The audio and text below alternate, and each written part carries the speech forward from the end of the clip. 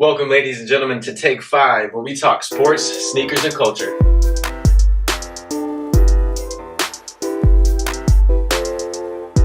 All right, so for the first topic, we're going to go ahead and start with the NFL. There's no hotter name in the NFL than Kyler Murray. Hot.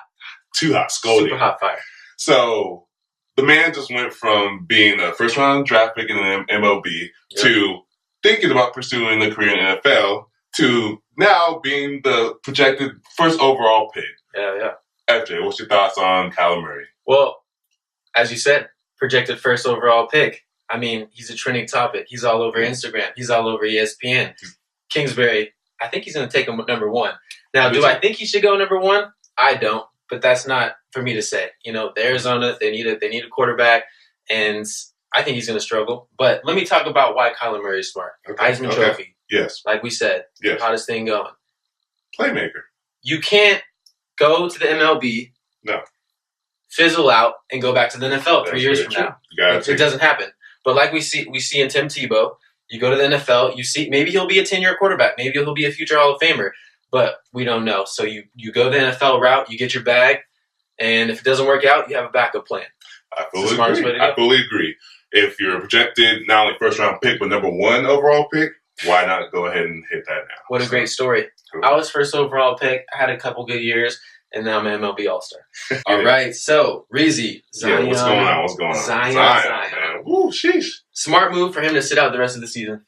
You know, if the man can play.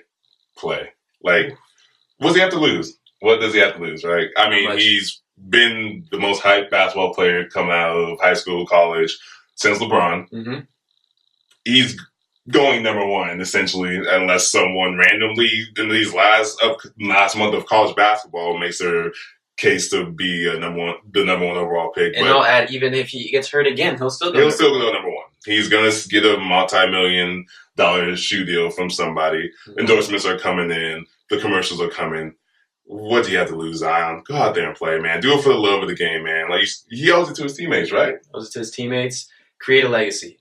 Yeah. At the end of the day, I mean, for many people, college was the best time of their lives. Very true. Go out with your boys, get a ring, continue Coach K's legacy, and develop your own. And LeBron never did it. Exactly. You feel me?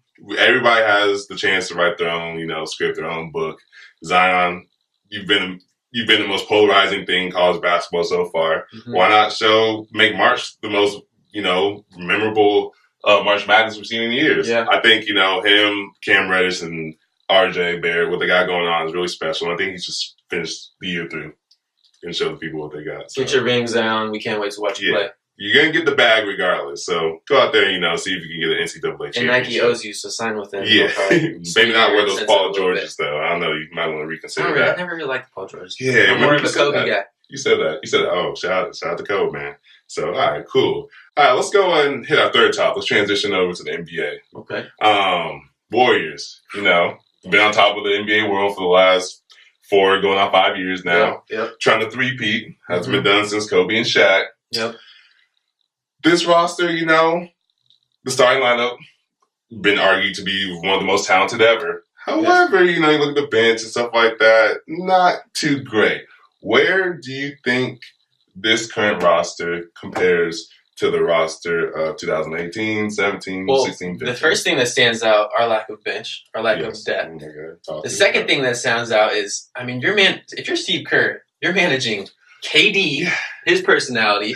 He's a great guy, but we've seen his Twitter battles. He has personality. DeMarcus Cousins. Man. Draymond Green. We might have 3 of the top 5. Forget about Olympians, and we got 3 of the top 5 biggest personalities. Is that not the 3 biggest personalities in the NBA? Thankfully, we got Clay. Clay is super cool. And Curry, they offset. They're the Tim Duncan type of personalities that offset and keep it nice and, you feel me, cerebral. Right. Cerebral personalities. You had Joe Cool and Joe Montana, but we got Clay Cool. Exactly. You heard it here first. I actually went to the game. I went to the Celtics game. I saw live in person. Yep. I know they were resting players. Clay didn't play. They weren't tuned in. And this is my philosophy. The Celtics, they came. Anyone who comes into Oracle Arena, that's marked on their calendar.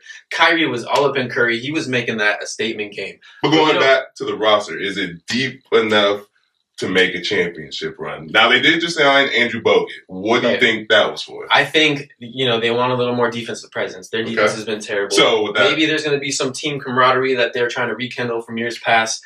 Maybe he's going to slap Boogie around. I don't know. The defense hasn't looked like it has in previous years, correct? Like, it's not as good as it looked. And would you kind of attribute some of that to DeMarcus Cousins coming back from injury and teams knowing that they want to attack him on the pick and roll? He's trying to get his sea legs back. It's not easy coming off an Achilles injury. But this is professional sports, right? Having had an ankle injury in college myself. But these are professionals. Like, they know that, and they're going to attack that, correct? We saw it last night in the Celtics game. Every time they got on the pick and roll, DeMarcus gets switched, and they either blow by him or they, shoot the jump shot. They're attacking Cousins. And I think the Bogut signing is screaming that they need to address that situation. I'm going to wrap this up with JaVale McGee. We missed you.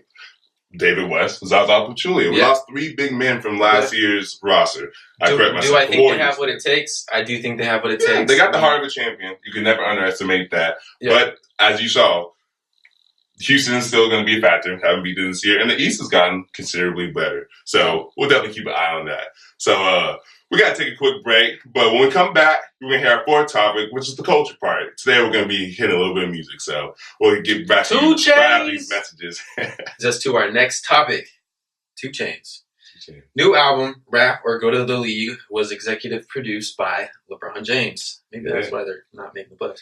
Smart move, or should more artists work with the athletes that they love? I mean, I think it's a smart move in the sense, in sports, in American sports at least, who's more talked about than LeBron right now? The guy's climbing the ranks in the scoring, all-time scoring list, passing Michael Jordan. There's always been a synergy and connection between athletes and artists, particularly rappers. Rappers want to wish they were athletes, and athletes want to be rappers. So I think it was a good marketing move. Now, whether LeBron truly had an impact on the sound of the album and whether it's going to sell more records, maybe, maybe not. I feel like you either have to be a fan of 2 Chainz' music or not. But I do think it's a new creative way to bring something fresh to the music industry. I think LeBron's like the DJ Khaled of the NBA. I've never seen him not absolutely love any new music. Very true. Drops. If you watch his Instagram stories, you'll know what Forrest is talking about. 2 Chainz. Keep doing your thing. I think it's something new, something fresh. But yeah, I think because mind you, LeBron's dabbled with some music in his lifetime with Kevin Durant. We've seen it with Allen Iverson, Shaquille O'Neal. There's been plenty of athletes that have gone out and made their own set of music. So I think this could be something that we see more in the future. It's like that one KD teammate Dave East. They were working together doing music, and I think Davies' first album was recorded in KD's studio. Oh, wow. Yeah. All right. KD is signing, last time I checked, so signing the Rock Nation. We got to wrap an episode with sneaker talk. Our 5th and final topic. Sneakers, we got PJ Tucker, and now you got FJ and Reezy doing it in podcasts. Exactly. So we're gonna talk about the Off-White Air Max 90. Right here. It's huge. First of all, it's a classic Nike silhouette. Yes.